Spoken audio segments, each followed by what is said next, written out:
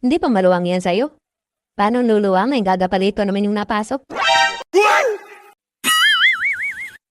Friend, magkateka muna para malanggasan yung bunganga mo. Friend, may alam ka ba na pampasikit? Pampasikit ng Pampasikit ng bajayjay? What? Lamya ka? Bakit? Ano nangyari na naman sa'yo?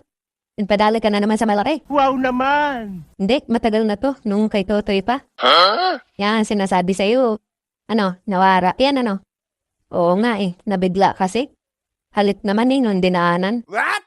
Akala ko nga noon, yung ulo lalabas dito sa bibig ko Kalit yung baboy? Nakakatay ka pa naman. Oo naman, bakit naman? Baka papa nagbuhir-buhir yung bituka mo Muntik na kung hindi ko lang sinabing tama na. Ano ka naman? Nakita mo yung naanak mo? Bakit? Anong problema kung maluwang na? Siyempre, mahirap nang pumigil ng ihi. What? Ano ka naman? Pag naihi ako sabog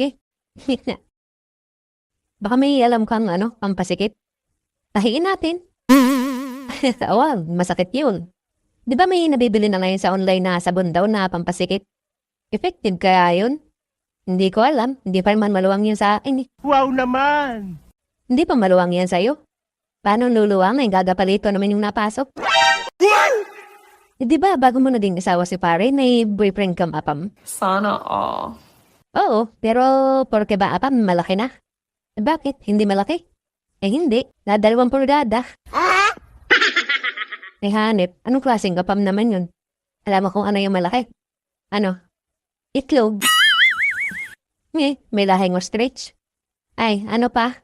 Baka doon lahat napunta, kaya maliit yung manoy. Siguro, lawlaw naman hanggang tuhod What? Ang haba naman nun. Parang liid ng pabo yun. Sinabi mo pa. Yung balat niya pag hinila mo, pwede nang panalap ng isda. Siya na malapad. Pag naupuan pala ang tuta, para may kumot na rin oo. Isang beses nga nasa hotel kami. Hanap-hanap ko yung cellphone ko, hindi ko makita kung saan-saan ko na tiningnan. Sabi ko sa kanya, ipareng niya. Yan ang tinawagan niya, napansin ko yung itlog niya nagbabibrate. What? Nung inanak ko, nandun pala sa ilalim. Natabunan pala nung itlog niya. Hilam yung itlog yan, baka isang puno sa kawali pag pinirito. Baka. Try ko nga kaya yung sabon na yun, Try mo, malay mo. Pag hindi, tahi talagang kailangan yan. Magastos naman yun, wala naman akong pambayad sa ganun. Pero sa katagalan naman hihilom din yan. Antayin mo lang. Basta wag mo lang laging papasukan ng upo. Grabe ka naman sa upo, ipino lang. Pero totoo ba yun, friend, yung sinabi mo?